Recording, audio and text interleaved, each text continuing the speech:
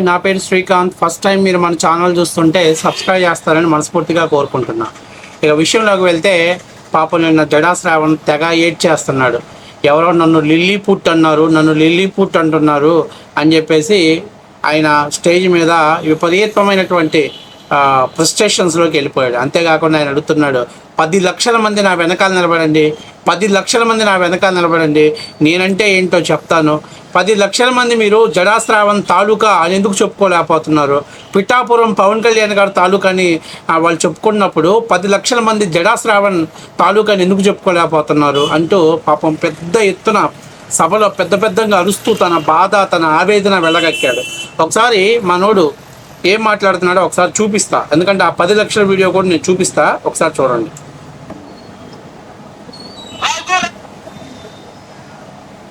కృష్ణం రాజు, నేను ఈ వేదిక నుంచి చెప్తున్నా, మిస్టర్ రఘురామ కృష్ణం రాజు, నేను లిల్లీ పుట్టే. ఎందుకంటే పోస్తే 3 ఊళ్ళకు సరిపోయే నీ ముందు ఎవడైనా లిల్లీ పుట్టేరా? ఎవడైనా లిల్లీ పుట్టే. నీకు ఛాలెంజ్ చేసి చెప్తున్నా, ఈ వేదిక నుంచి నీకు ఛాలెంజ్ చేస్తున్నా. నువ్వు దమ్ము ధైర్యం ఉంటే అరే నువ్వు సూట్ వేసుకోరా, ఒక్కసారి నేను చూస్తాను. నువ్వు సూట్ వేసుకో. భీమవరంలో ఉన్న క్లాత్ మార్కెట్ లో మొత్తం బట్టలు కొన్నా కూడా నీకు సూట్ సరిపోదు. నువ్వేంట్రా సూట్ గురించి మాట్లాడుతున్నావు? I'm very sorry to say. ఎందుకంటే అతను అంత బాధపడటంలో తప్పులేదు. ఎందుకంటే మరి ఇప్పుడు దాకా ఆయన అందరి మీద సటైర్లు వేసేవాడు. ఒక్కసారిగా పాపం మనోడి మీద సటైర్లు వేసేసరికి ఆ బాధ, ఆవేదన ఒక్కసారి స్టేజ్ మీద పాపం ఒక రకంగా చెప్పాలంటే ఈ సమావేశం పెట్టే ముందు రఘురామకృష్ణరాజు లిల్లీ పుట్ అన్నాడని చెప్పి మనోడు కుక్క పెట్టుకొని బాత్రూంలో ఏడ్చి అసలు మామూలుగా ఫేస్ కూడా చూడండి, ఫేస్లో కూడా కలబోయింది. సరే, ఇప్పుడు మనోడు అంటున్నాడు, నాకు 10 లక్షల మంది అంటే 1,10,00,000 మంది దళితుల్లో 10 లక్షల మంది నేను జడా శ్రావణ్ గారి తాలూకా అని చెప్పుకోండి. ఎందుకు చెప్పుకోరు మీరు? పిఠాపురం ఎమ్మెల్యే గారి తాలూకా అని చెప్పి పవన్ కళ్యాణ్ గారు చెప్పుకుంటున్నారే. 10th ఫెయిల్ అయినటువంటి పవన్ కళ్యాణ్ గారికి పిఠాపురం ఎమ్మెల్యే గారు అని చెప్పారు. ఆయన డ్యాన్స్ డూపు, ఆయన ఫైట్ డూపు, డైలాగ్ డూపు, అలాంటి పవన్ కళ్యాణ్కే జాకీలు వేస్తున్నారే. మరి నాకెందుకు వేయరు? నేను ఎందుకు ఇంత కష్టపడుతుంటే దళితులు నన్ను గుర్తించరు? ఎందుకంటే మనోడు తాడికొండలో పోటీ చేస్తే 471 కాదు 71 ఓట్లు వచ్చినాయంట. అంత పెద్ద పోటీగాడు మనోడు. అంటే 0.5 అంట. ఆ 0.5 కూడా కాదు, 0.0005 అంట. అంత అద్భుతమైనటువంటి స్కోరింగ్ ఇచ్చారు అక్కడ ప్రజలు. అందువల్ల 1,10,00,000 మందిలో 10 లక్షల మంది నా వెనక నిలబడండి, నేనంటే ఏంటో చూపిస్తా, నా తడాకా అంటే ఏంటో చూపిస్తానని చెప్పేసి మనోడు ఆ స్టేజ్ మీద శివాళ్ళు సింధులు దొక్కుతున్నాడు. నేనేమంటున్నానంటే, ఫస్ట్ ఆఫ్ ఆల్ నువ్వు స్టాండర్డ్గా ఉన్నావా? నువ్వు దళితుల సమస్యల మీద కరెక్ట్గా పోరాడుతున్నావా? దళిత సమస్యల మీద నువ్వు మాట్లాడుతున్నావా? అసలు నువ్వు నిన్నగాక మొన్న లడ్డూ కల్తీ విషయంలో వెంకటేశ్వర స్వామి భక్తుని నేను నా మనోభావాలు దెబ్బతింటున్నాయి అన్నావు. ఈరోజు స్టేజ్ మీదకి ఎక్కి లేదు క్రిస్టియన్స్ బైబుల్ కొంగు చాటును పట్టుకెళ్ళాల్సిన రోజులు వస్తున్నాయంటూ క్రిస్టియన్స్ని బ్లాక్మెయిల్ చేస్తున్నావు. ఈరోజు ఇప్పటిదాకా భారతదేశంలో ఎవరు వాళ్ళకి ఇష్టమైనటువంటి మతాన్ని స్వేచ్ఛగా అనుభవించారు. కానీ చాలామంది ఏంటంటే మత ఛాందస్తం పెరిగిపోయి అన్య మతాల మీద దాడికి వస్తున్నప్పుడే ఈరోజు దాన్ని ఆ రాజ్యాంగంలో పొందపరిచినటువంటి హక్కులు బయటికి రావాల్సిన పరిస్థితి ఏర్పడింది. ఈరోజు వాస్తవ విషయం. మీరు ఇప్పుడు చూడండి, ప్రతి ఊళ్ళలో ఊరికి 2-3 చర్చీలు ఉన్నారు, ఎవరు పట్టించుకోవట్లా. కొంతమంది హిందువులు కూడా చర్చిలోకి వెళ్తున్నారు. సరే, ఏదైతే వాళ్ళ ఒపీనియన్, వాళ్ళ బాధ, వాళ్ళకు ఆ దేవుడి మీద నమ్మకం, దాన్ని ఎవరు తప్పు పట్టట్లా. కానీ ఇక్కడ రాజకీయ ఓట్ల అవసరాల కోసం మీరు రంగులు మార్చి అమాయకమైనటువంటి ప్రజల్ని ఉసిగొలుపుతున్నారు. నిన్న అక్కడ గొంతానమ్మ గుడిది అసలు దాని విషయంలో నువ్వు కావాలనే న్యాయస్థానంలో తప్పుడు ఫీల్ చేసి కోర్టులో ఓడిపోయి దళితుల్ని మోసం చేశావు. దాన్ని రాజకీయంగా ఎవరి దగ్గర రాజకీయ లబ్ధి పొందావు? ఎందుకు దాన్ని సమస్యాత్మకంగా ఉంచావంటే దళితుల్ని అంటే కన్వర్టెడ్ అవుతున్నటువంటి, అంటే చర్చికి వెళ్తున్నటువంటి క్రిస్టియన్స్కి హిందువుల మధ్య గొడవలు పెట్టడం కోసం నువ్వు కావాలనే దాన్ని ఒక పుడ్డులాగా అక్కడ మలిచావు. ఇలాంటి స్వార్థపరులు రాజకీయాలలోకి వచ్చేసి వాళ్ళ రాజకీయ అవసరాల కోసం, సీఎం కుర్చీ కోసం వీళ్ళు ఆడుతున్నటువంటిది. ఈరోజు చెప్తున్నా, 2.5 ఏళ్లలో ఎక్కడైనా ఎవరైనా మీరు చర్చికి వెళ్ళొద్దని ఆంధ్రప్రదేశ్లో ఎవరైనా అడ్డం పెట్టారా? లేదు. మసీద్కి వెళ్ళొద్దని ఎవరైనా అడ్డం పెట్టారా? లేదు. దేవాలయానికి వెళ్ళొద్దని ఎవరైనా అడ్డం పెట్టారా? మరి ఎందుకు మీరు మాట్లాడుతున్నారు? ఎందుకంటే మీరు ఒక వ్యక్తి మోచేతి నీళ్లు తాగుతున్న లిల్లీ పుట్టుగాళ్ళు కాబట్టే మీరు మాట్లాడుతున్నారు. ఆయన ఇందాక ఒక మాట మాట్లాడాడు, ఈ వీడియోలో అద్భుతమైనటువంటి వీడియో మాట్లాడాడు. మనం హిందువులు అంటే దేవాలయాల్లోకి రావద్దని చెప్పి వాళ్ళని అంటరాని వాళ్ళగా ఎలగట్టారు కాబట్టే వాళ్ళు అంటే క్రిస్టియన్స్ వచ్చినటువంటి మతం తీసుకున్నటువంటి వచ్చిన వాళ్ళు అంటే బ్రిటిష్ వాళ్ళు వీళ్ళని హక్కును చేర్చుకున్నారంట, అన్నం పెట్టారంట, భోజనాలు పెట్టారంట, మంచి బట్టలు ఇచ్చారంట. అందుకని చెప్పేసి వాళ్ళకి కన్వర్ట్ అయ్యారు అని చెప్పేసి మన జడాశ్రావణ్ చెప్తుంది. ఇదే రాజకీయ అజ్ఞానం. కేవలం ఇది 40-50 ఏళ్ళ కింద కానీ తీసుకున్నట్లయితే ఇది ఒక్క భారతదేశంలోనే లేదు ఇటువంటి జాతి వివక్షత. ప్రపంచ దేశాలన్నింటిలోనూ ఉంది ఈ జాతి వివక్షత. ఆయన ఒక విషయం గుర్తుపెట్టుకోండి, ఈరోజు అమెరికన్లో ఉన్నటువంటి వాళ్ళు ఒరిజినల్ అమెరికన్ కాదు. ఈజిప్ట్ అనే దేశం కనుమరుగైపోయింది.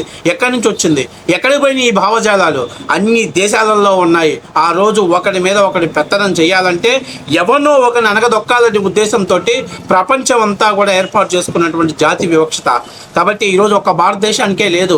అయితే అప్పట్లో భారతదేశంలో చాలామంది లేదు ఇటువంటి వివక్షత ఉండకూడదని వివక్షతకు వ్యతిరేకంగా పోరాడినటువంటి వ్యక్తులు ఉన్నారు. అయితే ఇక్కడ కేవలం అంటే అరకోటు జడాశ్రావణ్ లాంటి వ్యక్తి మిడిమిడి జ్ఞానంతో తెలిసి తెలియని జ్ఞానంతో ఆయన మాట్లాడుతున్నాడు. ఒక్క విషయం గుర్తుపెట్టుకోవాలి, వాళ్ళు మిమ్మల్ని ఎందుకు చేరదీశారంటే ఈ దేశంలో మాకు కూడా బలమైనటువంటి వర్గం ఉంది, ఈ వర్గం ద్వారా మేము అనగదొక్కుతామనే ఉద్దేశం కోసమే వాళ్ళు ఆ రోజు బ్రిటిష్ వాళ్ళు ఎవరినో ఒకరిని వాళ్ళ వైపు తిప్పుకోవాలని తీసుకొచ్చారు. అయితే బిఆర్ అంబేద్కర్ గారు రాజ్యాంగంలో మరి క్లియర్గా చెప్పలేదా? మతం మారినట్టు చెప్పినా అది కోల్పోయేటువంటి ప్రమాదం ఉంది అని చెప్పలేదా? మరి ఆ విషయాలు మీకు పొందపరిచినప్పుడు సిగ్గు లేకుండా మళ్ళీ మీరు ఈరోజు ఎలా మాట్లాడుతున్నారు? అంబేద్కర్ గారు రాసినటువంటి రాజ్యాంగంలో ఈరోజు కూడా చెప్తున్నా, మీరు పూజించుకోండి, జీసస్ని పూజించుకోండి, అల్లా దగ్గరికి వెళ్ళండి, లేకపోతే ఇంకొక టెంపుల్కి వెళ్ళండి. కానీ మేము మారాము అని అంటే మాత్రం ఇప్పుడు బాపట్లలో జరిగిన సంఘటన ఏంటి? చర్చి నిర్మాణానికి వేరే వాళ్ళు అడ్డుకుంటున్నారని మమ్మల్ని కులం పేరుతో దూషించాడు అని పాస్టర్ కేసు వేశాడు. ఆ కేసులో అతను కన్వర్టెడ్ అయ్యి పాస్టర్గా మారాడు అనేది కోర్టుకు సబ్మిట్ చేశారు. అలాంటప్పుడు అతనికి SC/ST యాక్ట్ వర్తించదని కోర్టు తీర్పిచ్చింది. తీర్పిచ్చిందని కూడా చంద్రబాబు నాయుడు గారు, పవన్ కళ్యాణ్ గారే కారణం. సిగ్గులేదురా? నువ్వు లాయర్గా జడ్జిగా ఎలా పనిచేసావు? బుద్ధి లేదా? లిల్లీ పుట్ అని తెగ బాధపడుతున్నాడు వీడు.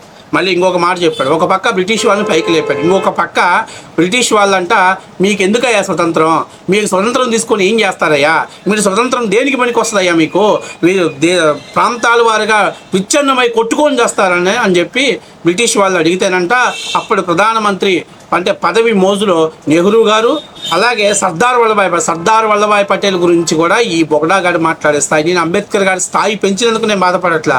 ఆ రోజు అందరూ బిఆర్ అంబేద్కర్ గారికి సపోర్ట్ చేశారు కాబట్టి రాజ్యాంగ నిర్మాణం జరిగిందనేది వాస్తవ విషయం. అంబేద్కర్ గారిని ఆ రోజు ఆ దేశంలో ఉన్నటువంటి వాళ్ళు అడ్డుకుంటే అసలు రాజ్యాంగ నిర్మాణం జరిగేది కాదు. ఆ రోజు అందరూ సపోర్ట్ చేశారు కాబట్టి ఆయన రాజ్యాంగం రాశాడు. కానీ ఈరోజు కేవలం బ్రిటిష్ వాళ్ళని హీరోలను చేయటం కోసం కుల వివక్షతను తీసుకొచ్చాడు. అలాగే అంబేద్కర్ గారిని ఆయన గొప్పతనం చెప్పడం కోసం బ్రిటిష్ వాళ్ళని జీరోగా చూపిస్తున్నాడు. అందుకే ఇక లిల్లీ పుట్టుగాడు ఉంది. ఎప్పుడు ఏ పుట్టు జీగుతావో ఏ పుట్టు పక్కన ఉంటావో ఎవరికి తెలియదు. నీ ఇష్టం వచ్చినట్టు మాట్లాడతావు. ఇక్కడ ఒక్క విషయం గుర్తుపెట్టుకోవాల్సింది ఏంటంటే 40 ఏళ్ల కిందట అనేక చోట్ల అనేకమైనటువంటి జాతి వివక్షలు జరిగిన మాట వాస్తవ విషయమే. ఈరోజు అంబేద్కర్ గారు వచ్చిన తర్వాత దాదాపుగా ఈ లాస్ట్ 20 ఇయర్స్లోనే ఆ ఫలాలు అందుకున్నారు. ఆ ఫలాలకు తగ్గట్టుగా ఉపాధి అవకాశాలు తెచ్చుకున్నారు. అంతేకాకుండా వాళ్ళ జీవన ప్రమాణాలు మార్పడిపోయినందుకు పడింది వాస్తవ విషయమే. కానీ ఇక్కడ ఆయన ఏదైతే ఒక మతాన్ని తీసుకొచ్చాడో అంటే ఈ అమ్మ అంటే భరతమాత అన్నం పెట్టలేదు కాబట్టి మేము పినతల్లి అయినటువంటి క్రిస్టియన్ మతాన్ని తీసుకున్నాను అంటున్నారు. మరి పినతల్లి తల్లికి వెళ్ళిపోవచ్చు కదా. ఈ కణతల్లి దగ్గర ఎందుకు? కణతల్లి చూడలేదు కదా, ఈ కణతల్లి నేను పట్టించుకోలేదని చెప్పావు కదా. మరి లండనో ఎక్కడికో పోయి అక్కడ స్థిరపడిపోండి. అయితే ఉండటానికి ఇక్కడ కావాలి. రాజ్యాంగంలో ఉన్నటువంటి హక్కుల్ని అనుభవించాలి. కానీ మేము మాత్రం మాకు నచ్చిన మతాలను వాడుకుంటాం, వెళ్తాం. కానీ ఎవరు ఏం అబ్జెక్షన్ పెట్టకూడదు. ఇదేనా జడాశ్రావణ్? ఇదేనా నువ్వు చెప్పేది?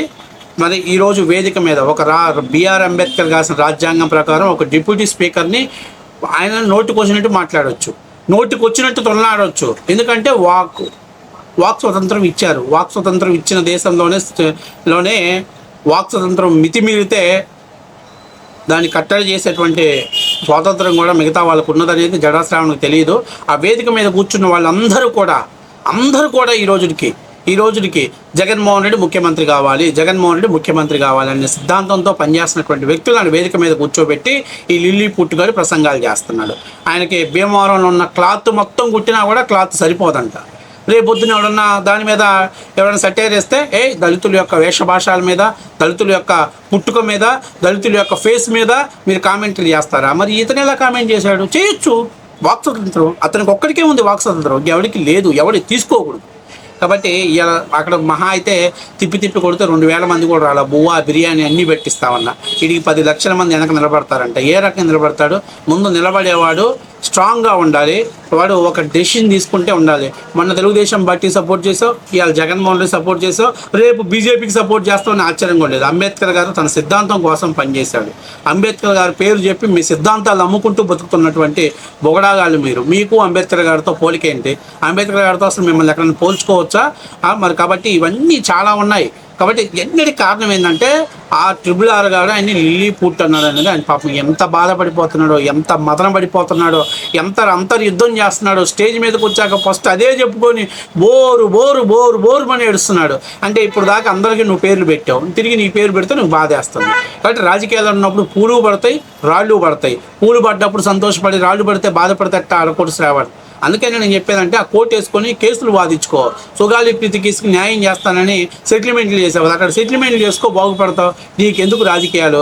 100 రూపాయలు ఇస్తే ఎవరికి జిందాబాద్ కొడతావు తెలియదు. నువ్వు కూడా అంబేద్కర్ గారికి రాజ్యాంగం గురించి, ఆ విలువల గురించి మాట్లాడటం అంటే సిగ్గుండాలి, కనీసం నీకు బుద్ధుండాలి. నీకు అర్థమైందా? నీ వెనకాల 10 లక్షల మంది కదా, 1000 మంది వస్తే గొప్ప. ఎందుకు వస్తారు? నీకే క్రెడిబిలిటీ లేదు.